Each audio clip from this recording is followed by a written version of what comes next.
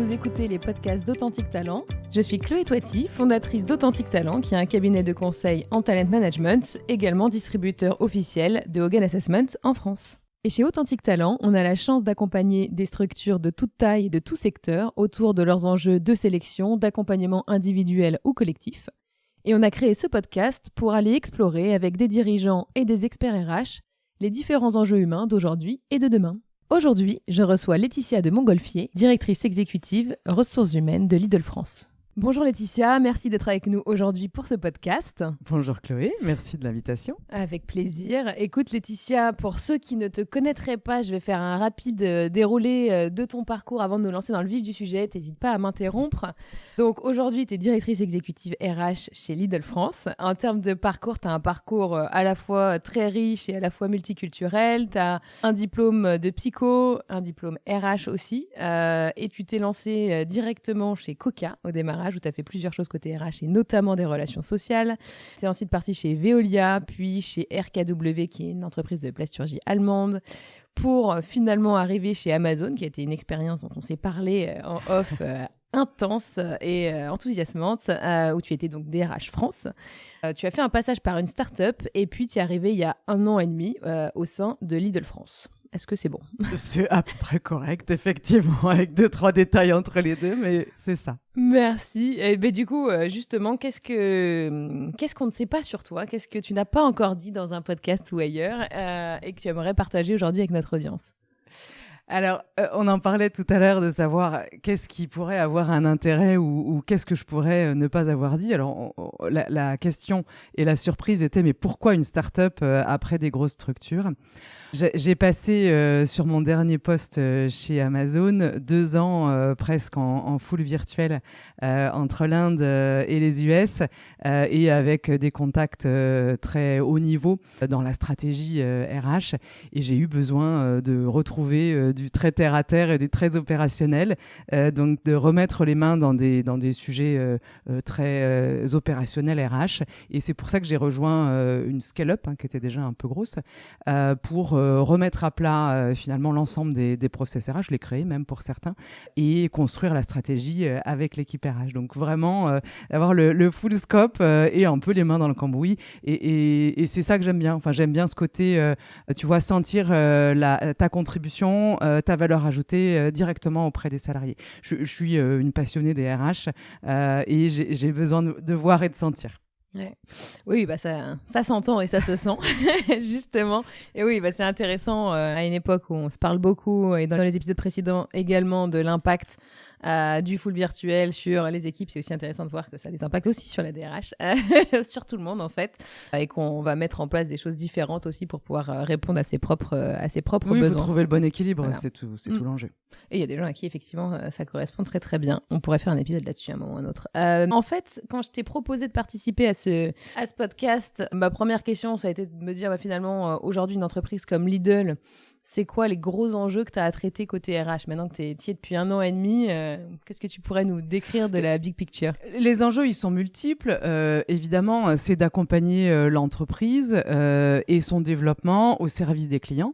Donc ça, c'est vraiment notre enjeu majeur. Donc ça passe par notamment notre attractivité en tant qu'employeur et avec déjà nos salariés qui sont en poste, comment on fait en sorte qu'ils se sentent au mieux dans l'entreprise et comment attirer de nouveaux candidats. Et c'est ensuite comment on continue à travailler sur le développement de nos équipes. On a vraiment une empreinte très forte en matière de développement RH. 90% de nos managers sont issus de l'interne. Donc pour nous, c'est vraiment, ça fait partie de notre mode de fonctionnement. Donc ça, c'est continuer à le faire vivre et à faire en sorte que chacun de nos salariés se sente épanoui avec cette politique de développement. Et c'est continuer à travailler avec nos partenaires sociaux sur notre politique handicap, sur nos accords multiples qu'on négocie avec nos partenaires sociaux. Par exemple, on travaille avec nos partenaires sociaux, on va travailler sur l'accompagnement de nos seniors, salariés plus âgés. Ça, c'est des enjeux assez forts, à la fois des enjeux d'entreprise et aussi des enjeux de société. Donc, c'est de pouvoir être à la pointe de l'ensemble des sujets. On a 4 piliers qui sont prendre soin, Donc ça passe par la santé et la sécurité notamment. Donner sa chance, ça couvre toute la partie recrutement avec le fait qu'on puisse recruter sans prérequis de diplôme ou d'expérience et qu'on puisse accompagner justement le développement des personnes qui nous rejoignent. Ça passe aussi par l'alternance. On a plus de 1000 alternants dans nos équipes et plus de 6000 étudiants qui travaillent aussi pour Lidl en CDI. Et accompagner, développer, ça c'est notre troisième pilier qui est très fort. Donc j'en ai déjà parlé, mais l'idée c'est vraiment de donner les clés à chacun et d'investir sur la formation pour que chacun se développe. Et après c'est développer la fierté, la reconnaissance. Ok, et ben alors du coup il y a un de ces piliers dont on va plus se parler aujourd'hui, puisque dans les sujets qui t'animent vraiment, il y a tout ce qui tourne autour de la santé et de la sécurité. C'est un sujet sur lequel tu as beaucoup de convictions et d'envie de faire bouger les lignes. Est-ce que tu peux justement me parler pourquoi ce sujet il t'anime à la base autant ? Ce sujet m'anime parce que c'est la base, en fait, la santé, la sécurité au travail. J'aimerais vivre dans un monde où le travail est bon pour la santé. Ce serait mon credo de dire, mais en fait, je viens au travail parce que c'est favorable pour ma santé et que je m'y sens bien.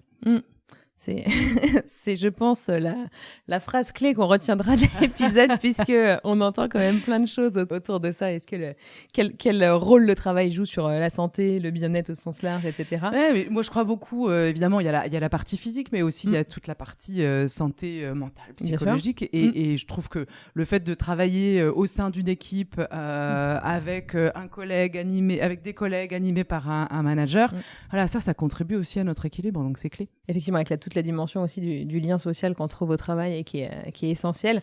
C'est quoi peut-être les convictions que tu as sur ce sujet qui t'ont permis peut-être de mettre en place des projets en particulier, d'avancer concrètement chez Lidl ou ailleurs, hein ? Mes convictions, c'est que la sécurité, évidemment, doit être une priorité de chacun, évidemment des managers, mais pas seulement, de chacune des personnes qui travaillent dans l'entreprise, ce doit être une priorité. Donc, on ne doit pas prendre de décision qui ait un impact négatif sur la sécurité. Donc ça, c'est le b.a.-ba. On va dire. Et après, la culture sécurité, ça se développe. Ça veut dire pouvoir parler de sécurité régulièrement, faire en sorte que ça fasse partie de notre quotidien, que le respect des règles dans une logique de prévention fasse partie aussi d'une dynamique de feedback positif, de dire c'est super, t'as respecté cette règle-là ou t'as respecté les distances entre les chariots, t'as utilisé cet équipement pour la mise en rayon. Voilà, être capable de dire quand c'est bien et d'être capable de dire attention, pour ta santé, tu devrais plutôt porter ces surchaussures ou tu devrais être vigilant sur la manière dont tu utilises ton tire-palette. Voilà, c'est être capable de naturellement partager des retours positifs et de faire des retours d'amélioration. Ouais, ça c'est intéressant que ce soit finalement pas juste entre guillemets une contrainte ou quelque chose écrit dans un coin, mais quelque chose qui fasse vraiment partie de ce qui est valorisé, reconnu en fait. Ouais. Oui, et que ce soit naturel, qu'on le fasse pas de manière contrainte, qu'on se dise simplement c'est normal en fait. Pourquoi est-ce que ce sujet-là, tu vois, sécurité, santé au travail, etc., c'est un sujet peut-être un peu challengeant dans une entreprise comme Lidl aujourd'hui ? Pourquoi c'est challengeant ? Parce qu'on est sur des métiers qui sont parfois physiques pour certains d'entre eux et que parfois on se dit la grande distribution ça a une mauvaise image parce qu'il y a du port de charge, parce que on travaille dans une plateforme logistique, faut conduire des engins. Il y a une notion effectivement d'image des métiers en grande distribution et on voit pas forcément tous les efforts qui sont mis en œuvre pour garantir la santé et la sécurité. Il y a beaucoup de secteurs d'activité qui investissent beaucoup en matière de sécurité, aussi en grande distribution on est largement capable de le faire et pour nous c'est important de pouvoir diffuser cette culture de la sécurité. On a mis en œuvre maintenant il y a quelques années, en 2021, des relais santé, sécurité, qualité de vie au travail dans l'ensemble de nos supermarchés et dans nos plateformes logistiques.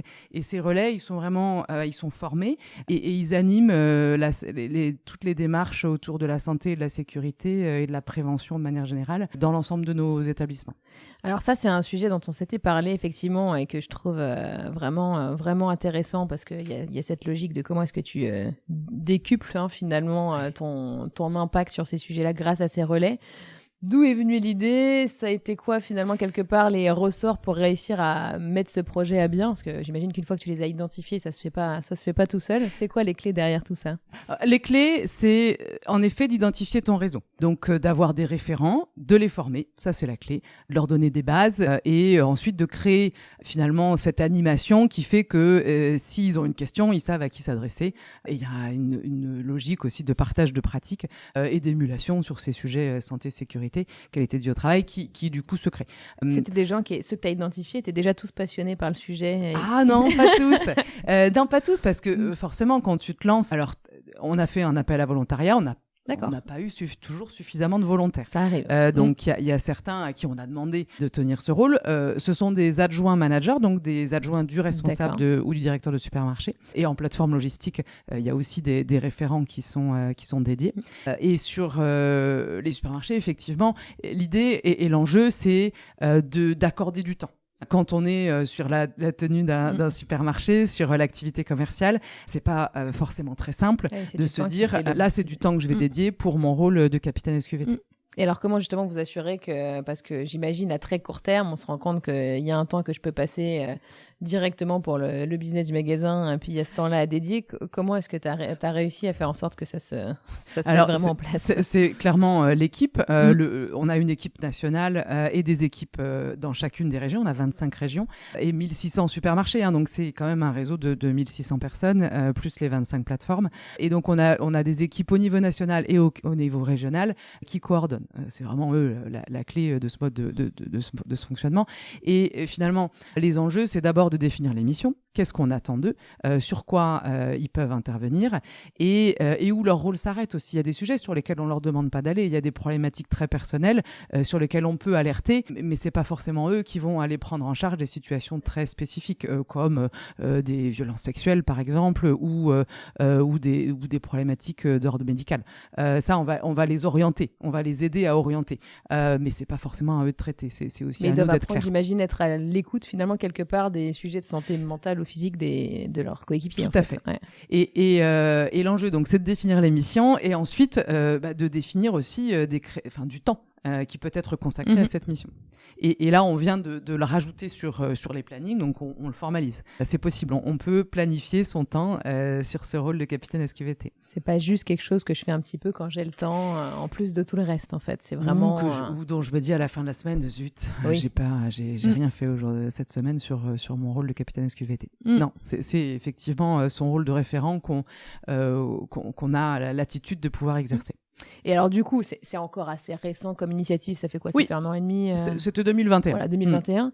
C'est quoi alors, au bout de si peu de temps, on peut pas s'attendre tout de suite à des résultats miraculeux, mais qu'est-ce que vous avez constaté par rapport à la mise en place de ce réseau Alors c'est par exemple être capable, ça commence dès la prise de poste, ou dès l'arrivée en supermarché ou en plateforme, c'est de pouvoir véhiculer le message sur les échauffements.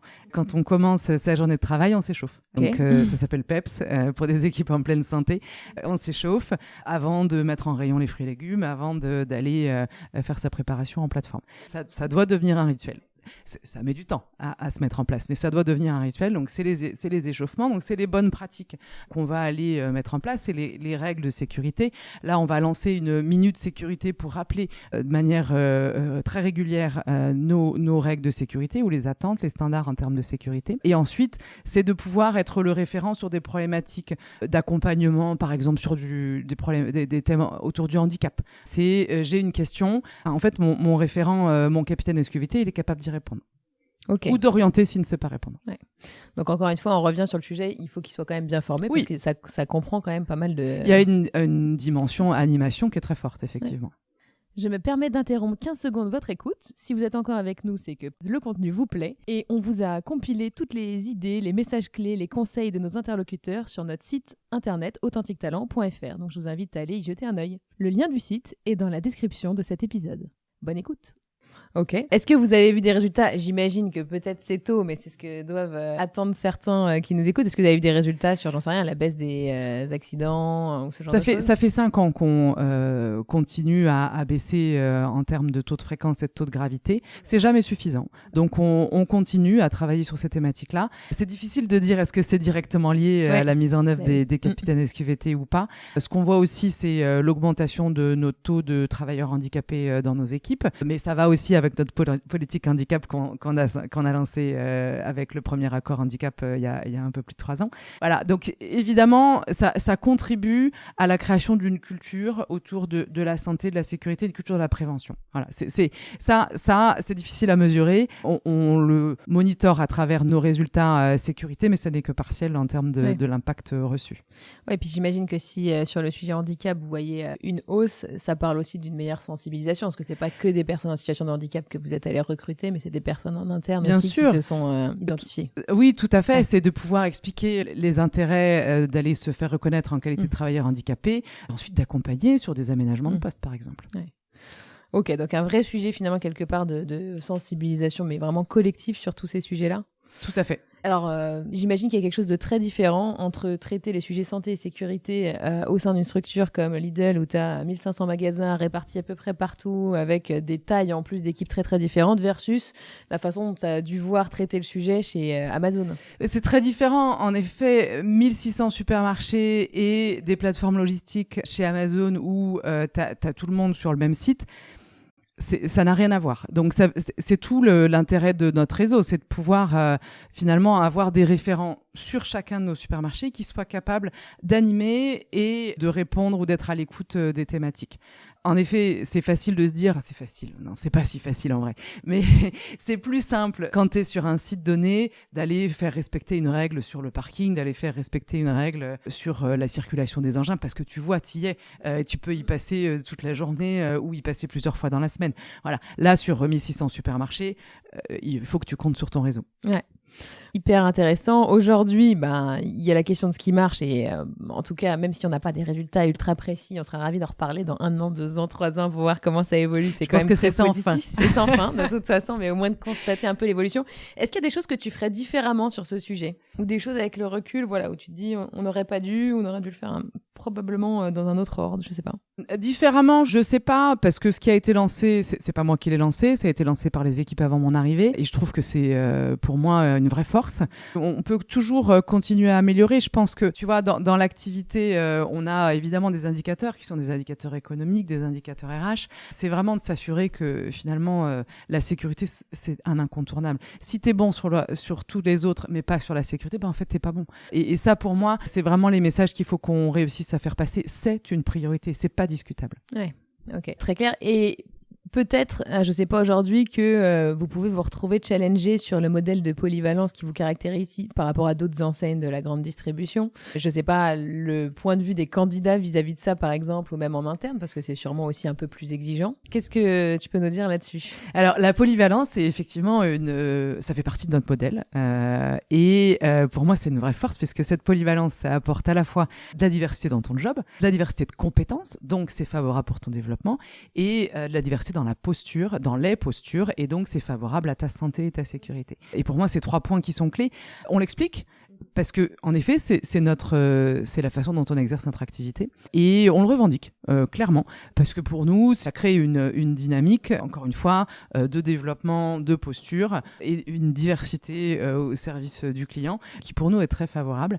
On l'explique aux candidats. Sans doute que ça convient pas à tout le monde, mais nos salariés qui ont fait le choix de cette polyvalence l'apprécient aussi. Effectivement, et c'est pas grave. Ce qu'on se disait dans un autre épisode précédent, c'est au bout d'un moment, il faut aussi assumer sa singularité en tant que structure et se dire qu'il y a peut-être des candidats qui matcheront pas avec, et c'est pas grave. Tout à fait. Voilà, tant qu'en tout cas vous avez bien expliqué le pourquoi. Mais ça, on l'explique. Si la perspective c'est d'attendre à la caisse les clients, c'est pas notre mode de fonctionnement. Donc ça, on est très clair. Oui, est-ce que tu peux rappeler, parce qu'effectivement, je me dis, nous, on le sait ici, mais il y a peut-être des personnes qui sont moins familières avec le modèle de Lidl aujourd'hui. Quand tu es employé justement de magasin chez Lidl, tu peux tenir quoi comme type de rôle? Quand tu es équipier, alors dans une structure de supermarché, on a un responsable de supermarché, des adjoints, des coordinateurs de caisse, et on a des équipiers polyvalents qui peuvent à la fois assurer la caisse, la mise en rayon, et aussi toute la vie du supermarché sur la fraîcheur, sur d'autres missions, la mise en place des actions, etc. Donc ça, c'est quand on travaille dans un supermarché, on est capable d'exercer l'ensemble de ces missions. Oui. Donc effectivement, c'est beaucoup de polyvalence que ça apporte et de développement. Finalement, vous avez une politique autour du développement, tout à fait, de la formation qui est très forte. Donc ça s'illustre très bien là-dedans. Qu'est-ce que tu donnerais comme conseil à des pairs dans d'autres entreprises qui ont envie de travailler sur le sujet santé-sécurité? Pour toi, vraiment, s'il y avait 3 conseils à retenir de ton expérience et de tes convictions sur le sujet, ce serait quoi? 3 conseils, en parler avec les experts de la sécurité et de la santé, évidemment, mais aussi avec les salariés. Je pense s'exprimer sur le sujet, recueillir des idées, des recommandations. C'est après former. Je pense que, en effet, on peut pas être seul sur ce sujet-là. Il faut que l'ensemble des acteurs soient impliqués sur le sujet de la sécurité. Ensuite, communiquer sur l'ensemble des actions qui sont mises en œuvre, valoriser les initiatives autour de la santé et de la sécurité. Il y a une question que je me pose parce qu'effectivement, on a abordé pas mal tout le personnel qui est en magasin. Aujourd'hui, est-ce que vous avez aussi sur d'autres métiers des personnes qui sont en télétravail? Est-ce que pour toi, même dans l'absolu, avec ta culture sur ce sujet-là, il y a d'autres éléments à prendre en compte pour la santé physique et mentale des personnes qui seraient justement plutôt à travailler de chez eux?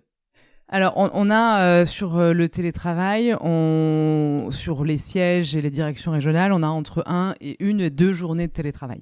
Donc, on garde un lien très fort avec nos équipes et c'est pour nous très important. Maintenant, quand on est en télétravail, effectivement, il faut aussi qu'on accompagne par la déconnexion, la capacité à prendre des pauses, à s'organiser dans son équilibre entre son activité professionnelle et sa vie perso. Ça aussi, ça fait partie de nos sujets. Et on l'anime avec les équipes sièges ou direction régionale. Ouais, c'est pas forcément effectivement les mêmes problématiques, mais ça s'accompagne de la même façon. C'est parce que le salarié n'est pas ici qu'on n'a pas besoin de s'en occuper en fait. Oui, et l'intérêt c'est aussi qu'on puisse sur les journées où on voit ces équipes sur site, où on peut clairement aussi en parler. Oui, s'assurer de refaire le lien. Bon, absolument. J'en parle parce qu'effectivement, dans les clients qu'on accompagne aujourd'hui, on en a eu plusieurs sur des modèles avec plus de télétravail qui se posent la question de comment ils vont aussi réinventer leur façon d'accompagner la santé physique et mentale à distance et de se dire qu'il y a des choses qu'on a détectées beaucoup moins facilement. Oui, alors on a organisé des conférences, on essaye de régulièrement parler de ce sujet assez librement pour aussi libérer la parole pour ceux qui ont besoin de s'exprimer. Mais ça fait partie de nos thématiques vraiment on couvre toutes nos populations à la fois en supermarché, en plateforme logistique, sur la direction régionale ou sur nos sièges. Il y a beaucoup sur tous les sujets, mais c'est vrai que sur les sujets RH aussi, il y a des tas de choses qui ont l'air évidentes et qui le sont pas, il y a des fausses bonnes idées qui circulent, etc. C'est quoi celle que tu as entendue le plus circuler sur le sujet de santé et de sécurité? Fausses bonnes idées reçues? Tu vois, celle de dire tu n'envisages que la partie accidentologie, ça c'est pas suffisant. Ou tu vois, toute cette thématique autour de le travail, ça a forcément un impact défavorable sur ta santé, ça c'est faux. Je trouve que ça c'est très dangereux de tenir ce discours-là. Et on a besoin moi j'ai besoin de travailler, j'ai besoin de voir mes collègues, mon équipe, c'est clé pour moi. Toi aussi, j'ai l'impression. Et après, tu as toute la partie artifice de dire parce que ton environnement de travail est joli, fun. Voilà, c'est tout le cliché de la table de ping-pong. Ouais. Ça, c'est un point de vigilance, évidemment. Il faut avoir une approche beaucoup plus profonde que ça. Ouais, effectivement. Et on en a pas mal parlé, mais c'est de se dire ça peut pas se résumer au ludique. Ça ne suffit pas. Voilà. Ok, merci beaucoup. Je pense que c'est hyper complet, hyper intéressant. On n'avait pas encore parlé de cette thématique-là, donc merci vraiment de nous avoir partagé ces éléments. Merci beaucoup Chloé. Bonne journée. Merci de nous avoir écoutés. On se retrouve très prochainement pour le prochain épisode. Et d'ici là, n'hésitez pas à réécouter les épisodes précédents ou à consulter la fiche synthèse qui reprend les points principaux de cette conversation et que vous retrouverez sur notre site internet. À bientôt!